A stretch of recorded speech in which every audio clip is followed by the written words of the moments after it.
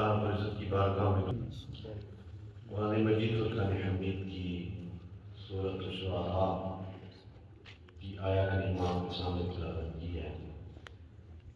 جس کے اندر اللہ رب العزت نے کفار کے اعتراضات کا جواب ارشاد فرمایا ہے۔ انہوں نے نبی کریم صلی اللہ علیہ وآلہ وسلم کے بارے میں یہ کہا کہ یہ جو کچھ بھی بیان کرتے ہیں یہ ایک شاعری ہے، اور نعوذ باللہ ان کے پاس شیطان کچھ خبریں لے آتا ہے اور یہ بیان کر دیتے ہیں۔ نبی کریم صلی اللہ علیہ وآلہ وسلم نے اس پورے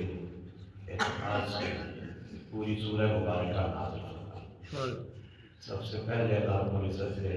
قرآن مجید فرقان حمید کی شان بیان فرمائی کہ یہ اللہ کی کتاب ہے اور یہ کوئی شیطان نہیں لے کے آتا، بلکہ اللہ کا ایک مقرب فرشتہ ہے جو اس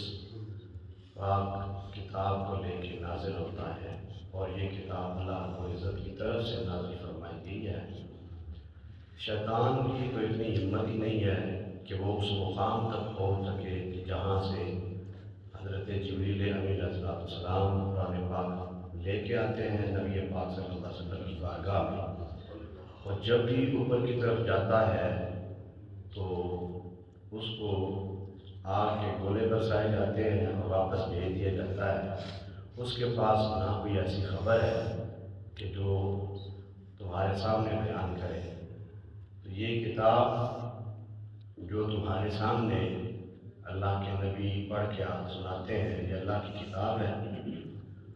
اس میں جتنے بھی احکامات ہوتے ہیں، جتنی بھی باتیں ہوتی ہیں وہ اللہ کی طرف سے ہوتی ہیں۔ اللہ کے پیارے نبی حضرت محمد مصطفیٰ صلی اللہ علیہ وآلہ وسلم اپنی طرف سے کچھ بھی بیان نہیں فرماتے، اور یہ جو تم شاعری سنتے ہو ان لوگوں سے، یہ شاعری جو ہے یہ ان کے اپنے خیالات ہیں۔ یہ جو کچھ بھی تمہارے سامنے شعراء جو اس وقت عرب کے جو شعراء تھے، عرب کی دنیا میں بھی اور باقی دنیا میں بڑے مشہور تھے، زبان دانی کے حوالے سے اور علم الکلام کے حوالے سے بڑے مشہور تھے۔ ان کے کلام کو بڑے غور اور بڑی توجہ سے سنا جاتا تھا۔ جب ان میں سے بڑے بڑے نامور شعراء نبی کریم صلی اللہ علیہ وسلم کی بارگاہ میں پہنچے، انہوں نے سنا، جو بعض بندے ہوتے ہیں کہ کسی کی زبان سے سنتے ہیں تو ان کو اصل حقیقت کا پتہ نہیں ہوتا، تو وہ اسی خیال میں اس کے پاس چلے جاتے ہیں، چلو چار وہ باتیں سنائے گا، چار ہم سنائیں گے، ہماری بھی واہ واہ ہو جائے گی، اس کی بھی واہ واہ ہو جائے گی۔ لیکن جب وہ نبی کریم صلی اللہ علیہ وآلہ وسلم کی بارگاہ میں آتے ہیں تو جب حضور سے سوال کرتے کہ آپ کے پاس کون سا کلام ہے، تو نبی کریم صلی اللہ علیہ وآلہ وسلم جب اللہ کا کلام پڑھتے تو ان کی زبانیں گونگ ہو جاتی تھیں، ان کی زبانیں بند ہو جاتی تھیں، وہ کچھ بول نہیں سکتے تھے۔ بڑے بڑے شعراء جو بڑے بڑے مجموع کو اپنی گفتگو سے ہلا دیتے تھے نا، اپنے فی البدی کلام سے، یہ نہیں کہ پہلے بیٹھے پھر کلام لکھا پھر اس کو آگے ان کے سامنے پڑھا، وہ اتنے قابل تھے کہ فی البدی بیٹھے بیٹھے ہی ماحول کو دیکھ کے ہی جیسا ماحول ہوتا تھا ویسی وہ شاعری بنا کے پیش کر دیتے تھے۔ لیکن جب حضور نبی اکرم صلی اللہ علیہ وسلم کی بارگاہ میں آتے تو جب میرے کریم آقا صلی اللہ علیہ وآلہ وسلم اللہ کا قرآن پڑھتے تو میں سوچتا ہوں کہ وہ لمحہ وہ وقت کیسا ہوگا کہ جب اللہ کے نبی قرآن پڑھا کرتے، جب حضور کے زبان سے وہ کلام سنتے تو ان کی زبانیں بند ہو جاتی اور انہیں کہنا پڑتا کہ یہ کسی بندے کا کلام نہیں ہے، جو یہ حضرت محمد مصطفیٰ صلی اللہ علیہ وسلم پڑھتے ہیں نا، یہ کسی بندے کا کلام نہیں ہے، یہ اللہ کا کلام ہے۔ تو اللہ تعالیٰ نے پھر ان شعراء کو بھی کہا کہ تم جو اپنے خیال بیان کرتے ہو نا، جو تم اپنی طرف سے باتیں بنا کے بیان کرتے ہو، یہ کچھ معنی نہیں رکھتی۔ پھر یہاں پہ جو میں نے آیت پڑھی ہے اس کے اندر اللہ تعالیٰ نے پھر جو ہے وہ فرق کیا ہے، وَالشُّعَرَاءُ يَتَّبِعُهُمُ الْغَاوُونَ،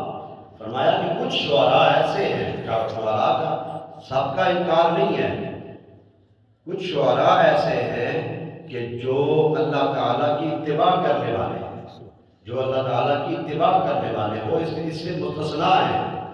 باقی جو اپنی طرف سے خیالات بیان کرتے ہیں نا، ان کی کوئی حیثیت نہیں۔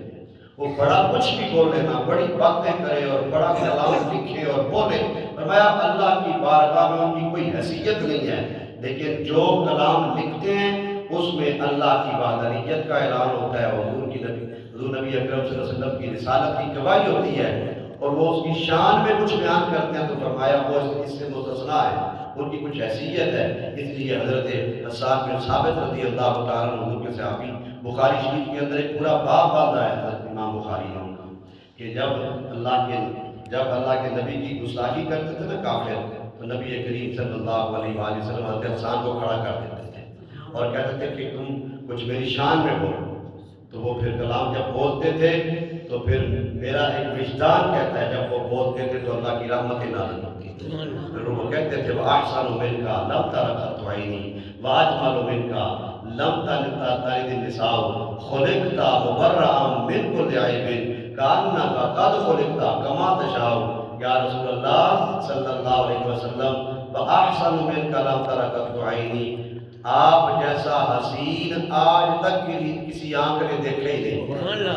یہ حضور کو دیکھ کے بولا جا رہا ہے۔ میں کہتا ہوں وہ لمحہ وہ وقت کیسا ہوگا کہ جب حضور کے صحابہ حضور کے چہرے مبارک کی زیارت بھی کر رہے ہیں اور حضور کی نعت بھی پڑھ رہے ہیں۔ آج محافل نعت ہوتی ہیں تو ان کے کچھ اور مقاصد ہوتے ہیں، کچھ ہیں کہ جو اللہ کی رضا کے لیے، لیکن کچھ اپنے مقاصد کے لیے، لیکن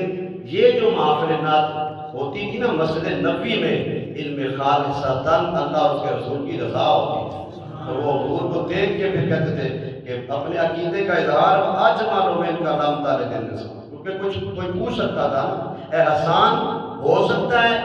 کسی جگہ پہ کسی دوسرے مقام پہ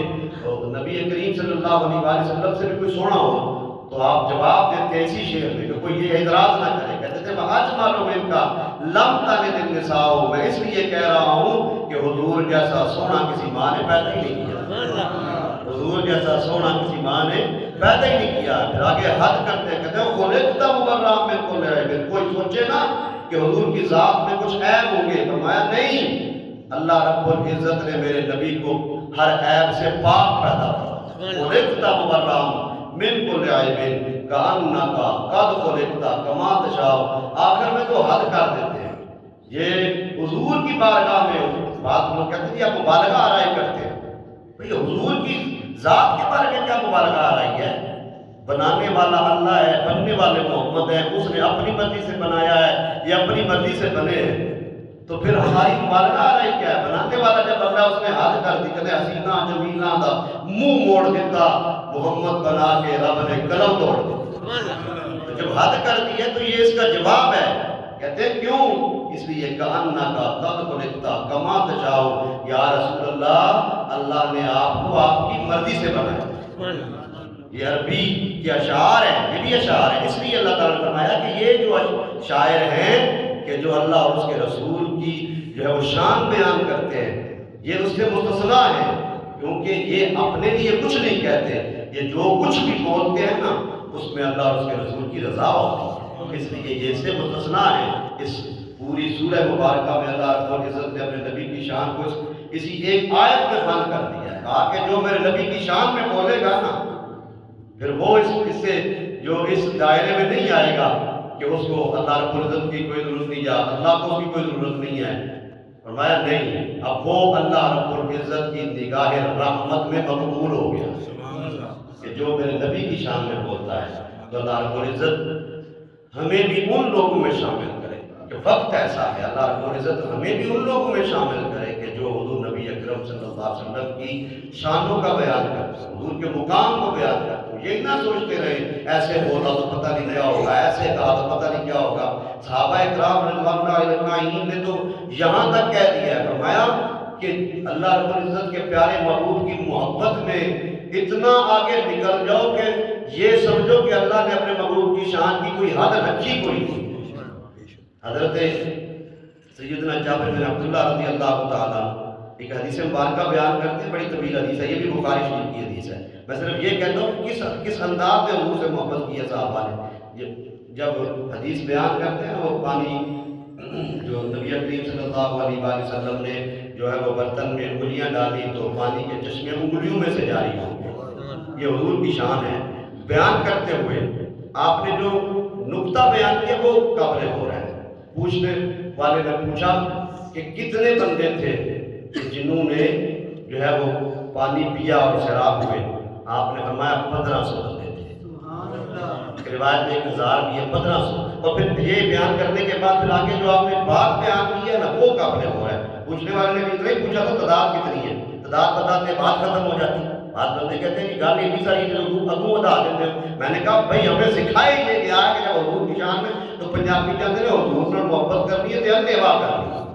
اس سے پوچھ کے نہیں کرنی ہے. اب صحابی سے پوچھا گیا تھا، سوال کیا گیا تھا کہ جی کتنے بندے تھے؟ جواب دیتے بات ختم ہو جاتی. آگے آپ فرماتے ہیں اگر اس سے بھی زیادہ ہوتے نا، اگر اس سے بھی زیادہ ہوتے تو اللہ رب العزت نے اپنے محبوب کی انگلیوں میں اتنا کمال رکھا ہے بندے ختم ہو جاتے لیکن میرے پیارے محبوب کی جو انگلیاں ان میں سے پانی ختم نہ ہوتا. اگر اس سے بھی زیادہ ہوتے تو سیراب ہو جاتے. یہ ہے مبالغہ ہے حضور کی محبت. حضور کی محبت میں آپ یہ نہ سوچیں کہ پتہ نہیں کیا ہوگا، کیونکہ اس کی جو وجہ بیان کرتے ہیں کہ اللہ کے ساتھ ملا لیتے ہو. میں نے کہا اللہ کی حد ہی کوئی نہیں ہے، ملانا کیا ہے؟ آپ حد قائم کرتے ہیں، ہم وہاں تک جاتے نہیں ہیں. جب اللہ کی جو الوہیت کی حد کوئی نہیں ہے، اللہ کی وحدانیت کی حد کوئی نہیں ہے، اللہ کی قدرت کی حد کوئی نہیں ہے، اور جس طرح خدا کی خدائی کی حد کوئی نہیں نا، اسی طرح مصطفیٰ کی مصطفیٰ کی بھی حد کوئی نہیں. تو اس لیے کہ یہ جو آیت کریمہ میں نے آپ کے سامنے پڑھی ہے، اس میں اللہ رب العزت نے اپنے محبوب کی شان میں بولنے والوں کے لیے خوشخبری سنائی ہے. فرمایا کہ تم ان لوگوں کو دیکھو گے کہ یہ اتنے کامیاب ہوں گے کہ یہ وَأَنَّهُمْ يَقُولُونَ مَا لَا يَفْعَلُونَ. وہ تھے ان کو مخاطب کر کے کہا کہ تم جو کہتے ہو کرتے کیوں نہیں ہو؟ إِلَّا الَّذِينَ آمَنُوا وَعَمِلُوا الصَّالِحَاتِ. فرمایا یہ جو ایمان والے ہیں ان کی طرف دیکھو، یہ جو کہتے ہیں نا یہ ساتھ کرتے بھی ہیں. اللہ تعالیٰ ہمیں ایسا مسلمان بنائے جو حد سے زیادہ اللہ کی ذات سے محبت کرے، حد سے زیادہ اللہ کے رسول سے محبت کرے.